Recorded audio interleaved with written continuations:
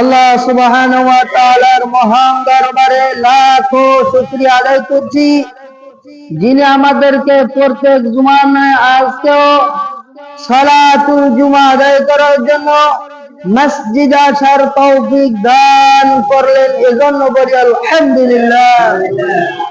দরুদ ও সালাম বর্ষিত হোক মানবতার মুক্তিদূত মহানবী বিশ্ব নবী মুহাম্মদুর রাসূলুল্লাহ সাল্লাল্লাহু আলাইহি ওয়াসাল্লামের উপর, যিনি আল্লাহর বিধিবিধান পুঙ্খানুপুঙ্খভাবে আমাদের কাছে পৌঁছে দিয়েছেন সাল্লাল্লাহু আলাইহি ওয়াসাল্লাম।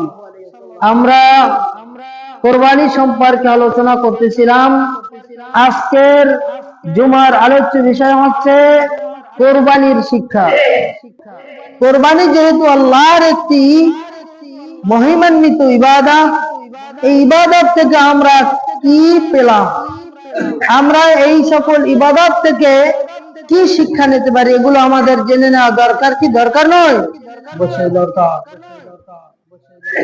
কুরবানি থেকে এক নম্বর শিক্ষা হলো তাকওয়া ভিত্তিক জীবন যাপন করা। কুরবানি আমাদেরকে শিক্ষা দেয় তাকওয়া ভিত্তিক জীবন যাপন করা। আল্লাহ সুবহানাহু ওয়া তাআলা কোরআন কারীমে স্পষ্ট ভাষায় ঘোষণা করে দিয়ে বললেন, ওয়াতলু আলাইহিম নাবা বানা আদম বিল হক।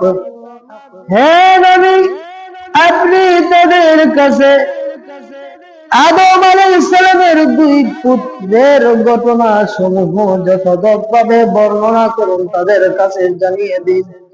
إذ قربا قربانا فتقبل من أحدهما, যখন তারা উভয় কুরবানি করলো, তাদের মধ্য থেকে একজনের কুরবানি আল্লাহ সুবহানাহু ওয়া তাআলা গ্রহণ করলেন।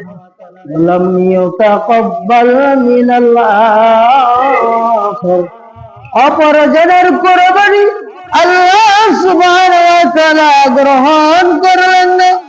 আল্লাহ সুবহানাহু ওয়া তাআলার নির্দেশে যখন হাবিল কাবিল কুরবানি করলো, তখন কাবিলের কুরবানি কবুল হলো না। কাবিল তার ভাইকে বললেন, তোমাকে অবশ্যই হত্যা করে দেব, কেন আমার কুরবানি কবুল হলো না?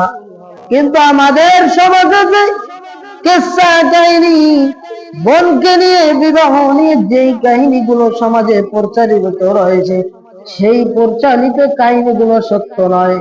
এই আয়াতে আল্লাহ সুবহানাহু ওয়া তাআলা বলেন, তার কুরবানি যখন কবুল হলো না, তখন সে বলল, লা আকতুলান্নাক, তোমাকে অবশ্যই হত্যা করে ফেলব।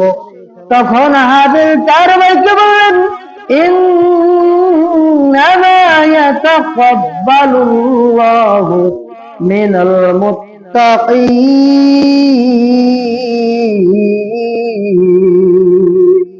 নিশ্চয়ই আল্লাহ সুবহানাহু ওয়া তাআলা মুত্তাকি ব্যক্তির কুরবানি কবুল করে।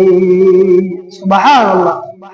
কার অন্তরে তাকওয়া রয়েছে, কে কতটুকু আল্লাহ সুবহানাহু ওয়া তাআলাকে ভয় করে, এটাই হচ্ছে কুরবানির একটি উদ্দেশ্য।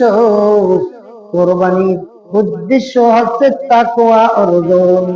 ইতিপূর্বে আমরা রমাদানুল মুবারকে রোজা রেখেছি। আল্লাহ সুবহানাহু ওয়া তাআলা বলেন, লাআল্লাকুম তাত্তাকুন, যাতে তোমরা তাকওয়া অবলম্বন করতে পারো। আবার এইখানে আল্লাহ সুবহানাহু ওয়া তাআলা বান্দার তাকওয়া বৃদ্ধির জন্য কুরবানির বিধান দিয়ে দিলেন, যাতে আল্লাহর বান্দা আল্লাহকে ভয় করতে পারে, আল্লাহর নৈকট্য অর্জন করতে পারে। ঠিক কিনা? যাই হোক, কুরবানি থেকে আরেকটি শিক্ষা হলো তাওহীদ ভিত্তিক জীবন যাপন করা। তাওহীদ ভিত্তিক জীবন যাপন করা হচ্ছে কুরবানির আরেকটি শিক্ষা। আল্লাহর সাথে কোনো শিরক করা যাবে না, আল্লাহর সাথে কোনো অংশীদার করা যাবে না, কোনোভাবে করা যাবে না। একমাত্র আল্লাহর উদ্দেশ্যে কুরবানি করতে হবে।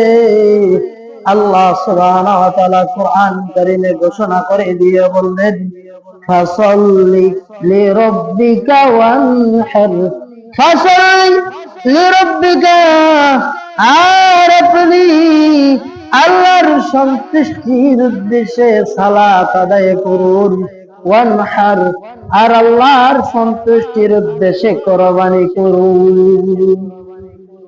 অর্থাৎ আল্লাহর জন্যই কুরবানি করুন, আল্লাহর উদ্দেশ্যেই কুরবানি করুন। অন্য কোন ব্যক্তির উদ্দেশ্যে কুরবানি করা যাবে? গায়রুল্লাহর উদ্দেশ্যে কুরবানি করা যাবে না, গায়রুল্লাহর নামে কুরবানি করা যাবে না। যাবে?